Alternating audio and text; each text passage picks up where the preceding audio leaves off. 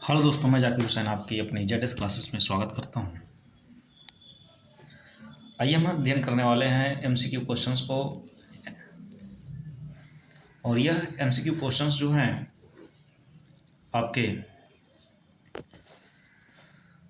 Ancient history के होंगे।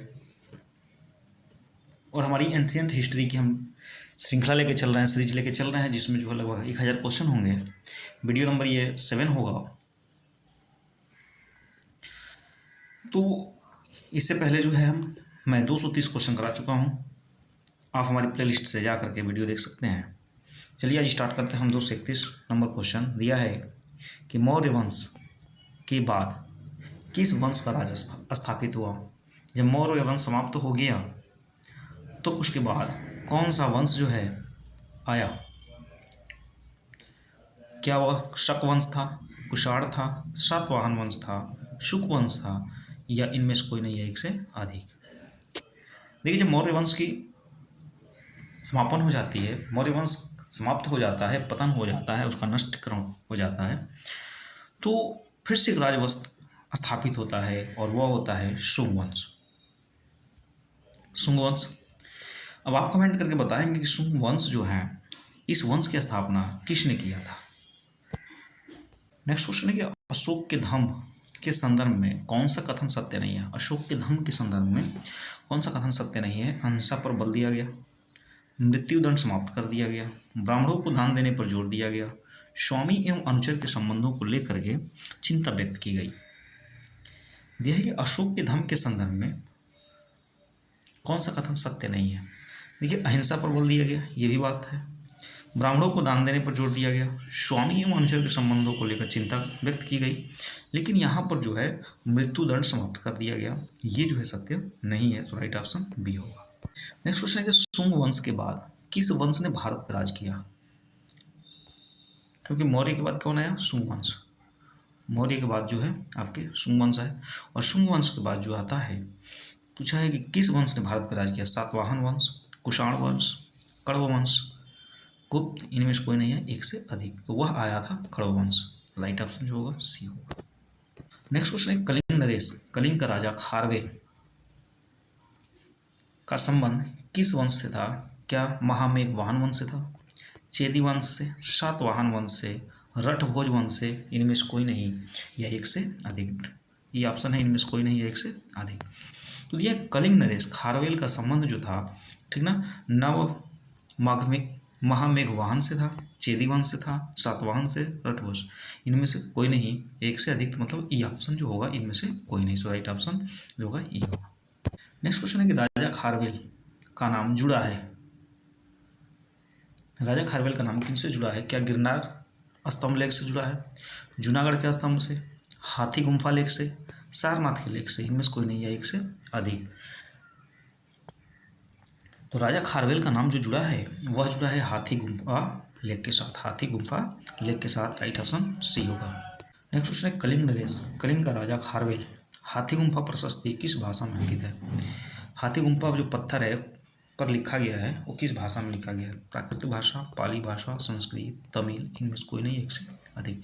ये वह लिखा गया है किसमें, प्राकृत भाषा में।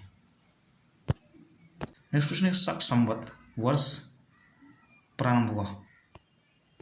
शक संवत वर्ष में प्रारंभ हुआ, मतलब किस वर्ष में प्रारंभ हुआ। 58 ईसा पूर्व, 78 ईसा पूर्व, 58 ईस्वी में, 78 ईस्वी में, इनमें से कोई नहीं, एक से अधिक।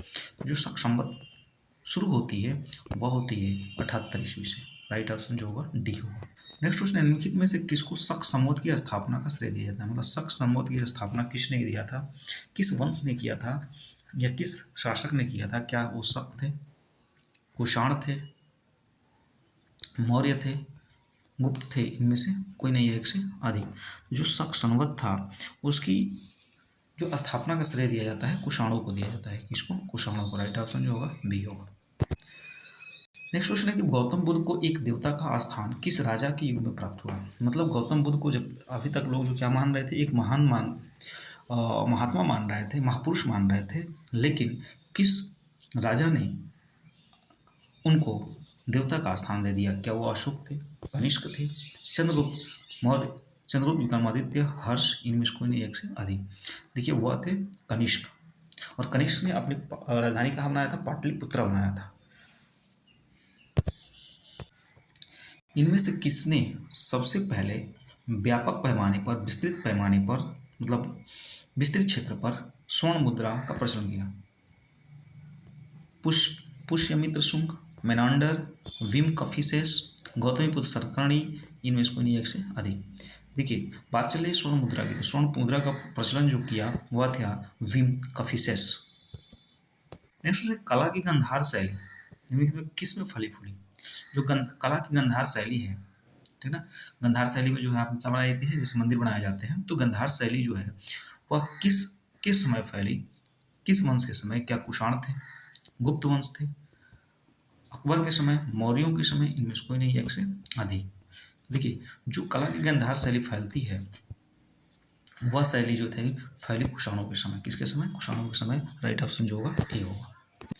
नेक्स्ट क्वेश्चन है कि कनिष्क के शासन काल में जो बौद्ध सभा हुई, कनिष्क के शासन काल में जो बौद्ध सभा हुई वो किस नगर में आयोजित की गई थी? जब कनिष्क शासन कर रहा था तो उसके समय बौद्ध संगत बनाई जाती है, बौद्ध सभा बुलाई जाती है। तो बौद्ध सभा जो है किस जगह पर की गई थी? मगध, पाटलिपुत्रा, राजगृह, कश्मीर, इनमें से कोई नहीं।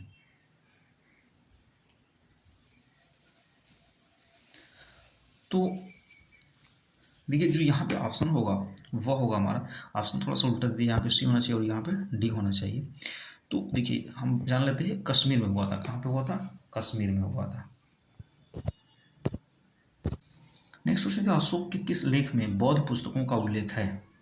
कलिंग लेख, भब्रुलेख, धौलव, जौगढ़, इनमें से कोई नहीं एक से अधिक। बात चलिए अशोक के किस लेख में बौद्ध पुस्तक का उल्लेख किया गया, बौद्धों के पुस्तकों का उल्लेख किया गया है, तो वह भब्रू लेख में। राइट ऑप्शन बी होगा। नेक्स्ट क्वेश्चन दिया है कि निम्नलिखित में से किस एक राज्यादेश में अशोक के व्यक्तिगत नाम का उल्लेख मिलता है? निम्नलिखित में से किस एक राज्य देश में अशोक के व्यक्तिगत नाम का उल्लेख मिलता है? कालसी, रुम्नीदेही, विशिष्ट कलिंग राज्यादेश, मास्की, इनमें से कोई नहीं एक से अधिक। वह है मास्की। राइट ऑप्शन क्या होगा? डी। नेक्स्ट क्वेश्चन, बराबर की गुफाओं को अशोक ने किस संप्रदाय को दान में दिया था? बौद्ध, जैन, आजीवक, ब्राह्मण, इनमें से कोई नहीं है एक से अधिक। तो बराबर की गुफाओं को अशोक ने किस संप्रदाय को दान में दिया था? तो वह दिया था आजीवक ने। किसने? आजीवक ने। निम्नलिखित में से कौन सा एक मूर्ति शिल्प मौर्य काल का नहीं है? मतलब कौन सी मूर्ति जो है मौर्य काल में नहीं है? सारनाथ सिंह, शीर्ष, धौली हस्ती, मथुरा से प्राप्त खड़ी मूर्ति, रामपूर्वा वृषभ, इनमें से कोई नहीं है एक से अधिक। देखिए, करेक्ट निम्नलिखित में से कौन सा एक मूर्ति शिल्प मौर्य काल का नहीं है? तो यह है रामपूर्वा का वृषभ। मतलब रामपूर्वा का जो बैल है वह जो है मौर्य काल का नहीं है। बाकी सारनाथ, धौली, ये सब सारी चीज़ें मौर्य काल की बनाई हुई हैं।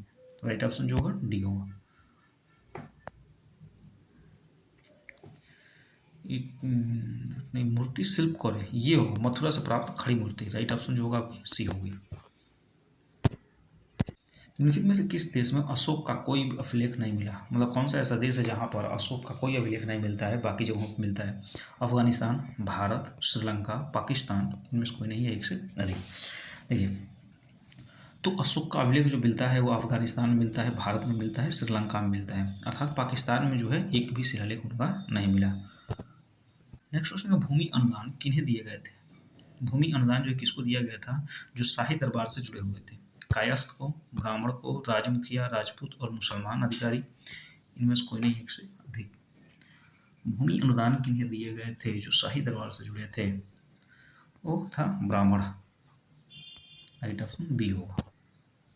नेक्स्ट क्वेश्चन, चंद्रगुप्त मौर्य का प्राचीनतम अभिलेखीय उद्धरण निम्न में से किस अभिलेख से मिलता है? चंद्रगुप्त मौर्य का प्राचीनतम अभिलेखीय उद्धरण निम्न में से किस अभिलेख में मिलता है? अशोक का बारावर का गुफा अभिलेख, दशरथ का नागार्जुनी, अशोक का जूनागढ़, रुद्र दमन का जूनागढ़ अभिलेख, इनमें से कोई नहीं एक से अधिक। बात चल रही है चंद्रगुप्त मौर्य का प्राचीनतम अभिलेख की।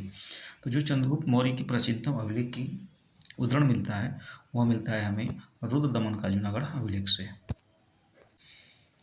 उस स्रोत का नाम बतलाएं जो प्राचीन भारत के व्यापारिक मार्गों पर मौन है। मतलब व्यापारिक मार्गों के बारे में नहीं बताया गया क्या वो संगम साहित्य था, मिलिंद पन्हो था, जातक कहानियां थी, उपरोक्त में से सभी, इनमें से कोई नहीं, एक से अधिक। बात चल रही करेगा उस स्रोत का नाम बतलाएं जो प्राचीन भारत के व्यापारिक मार्गों पर मौन है, मतलब व्यापारिक मार्गों के बारे में कोई भी चर्चा नहीं करता है प्राचीन भारत में, तो वह है मिलिंद पन्हो। इनमें से कौन शक वंश का कार्दमक शाखा का संस्थापक था? इनमें से कौन शक वंश की कार्दमक शाखा का संस्थापक था? चेस्टन, रुद्रदामन प्रथम, नहपान, जयदामन, इनमें से कोई नहीं, एक से अधिक। बात चलिए शक वंश की कार्दमान शाखा का, शक वंश की कार्दमक शाखा की, तो वह था चेस्टन। कौन था? चेस्टन। राइट ऑप्शन जो होगा ए होगा। नेक्स्ट है कि रोमन साम्राज्य से व्यापारिक संबंध किसने स्थापित की? रोमन साम्राज्य से व्यापारिक संबंध किसने स्थापित की? क्या कुषाण थे, चेरा थे, वकाटक थे, पश्चिमी शक थे, इनमें से कोई नहीं, एक से अधिक। तो रोमन साम्राज्य से व्यापारिक संबंध रखने वाले जो लोग थे वह थे, लेकिन न तो कुषाण थे न चेरा थे, अर्थात हम कह सकते हैं इनमें से कोई नहीं। राइट ऑप्शन जो होगा ई होगा। नेक्स्ट है राजा नंद का उल्लेख करने वाला अभिलेखीय प्रमाण है। राजा नंद का उल्लेख करने वाला अभिलेखीय प्रमाण कौन है? खारवेल का हाथी गुम्फा अभिलेख, रुक्मीदेही, रुद्रदामन का जूनागढ़, धनदेव का अयोध्या, इनमें से कोई नहीं, एक से अधिक। तो बात चलिए राजा नंद की। राजा नंद का उल्लेख करने वाला अभिलेखीय प्रमाण जो है खारवेल का हाथी गुम्फा से। नेक्स्ट है कि निम्नलिखित में से किस अभिलेख में भारतवर्ष का प्रथम उल्लेख मिलता है? भारतवर्ष का प्रथम उल्लेख, भारतवर्ष का सर्वप्रथम उल्लेख किस अभिलेख में मिलता है? अशोक का 13वां, समुद्रगुप्त का इलाहाबाद का स्तंभ, खारवेल का हाथी गुम्फा, स्कंदगुप्त का भीतरी अभिलेख, इनमें से कोई नहीं है, एक से अधिक। देखिए, तो भारतवर्ष का सबसे पहले उल्लेख जो मिलता है वह अभिलेख मिलता है आपका खारवेल के हाथी गुम्फा में। राइट ऑप्शन जो होगा सी होगा। नेक्स्ट क्वेश्चन है कि अपने साम्राज्य के उत्तरी पश्चिमी भाग में उत्कीर्ण राज्यज्ञों के लिए अशोक ने किस लिपि अथवा किन लिपियों का प्रयोग किया था? अपने साम्राज्य के उत्तरी पश्चिमी भाग में उत्कीर्ण राजज्ञाओं कि राजा की आज्ञाओं के लिए अशोक ने किस लिपि का प्रयोग किया? केवल खरोष्टी लिपि लिखवाया, खरोष्टी एवं अरमाइक लिपि का प्रयोग किया, अरमाइक एवं ग्रीक का प्रयोग किया, या अरमाइक, ग्रीक या खरोष्टी? देखिए, अपने साम्राज्य के उत्तरी पश्चिम भाग में राजा की आज्ञा के लिए अशोक क्या करता है कि जो उत्कीर्ण कराता है भाषा वह था अरमाइक, ग्रीक और खरोष्टी, तीनों में कराया। सो राइट ऑप्शन जो होगा डी होगा। नेक्स्ट है अशोक का निम्नलिखित में से कौन सा एक अभिलेख कनक मुनि बुद्धि के अस्तित्व को प्रमाणित करता है? रुक्मीदेही स्तंभ अभिलेख, निगाली सागर स्तंभ अभिलेख, सासाराम लघु अभिलेख, अहरौरा, इनमें से कोई नहीं, एक से अधिक। बात है कनक मुनि बुद्ध के अस्तित्व को प्रमाणित करता है, तो वह है निगाली सागर स्तंभ। नेक्स्ट कुषाण शासक कनिष्क का राज्याभिषेक किस सन में हुआ था? 178 बीसी, 101 एडी, 58 बीसी, 78 एडी, इनमें से कोई नहीं। कुषाण शासक कनिष्क का जो राज्याभिषेक कराया गया था वो 78 एडी में कराया गया था। राइट ऑप्शन जो होगा डी।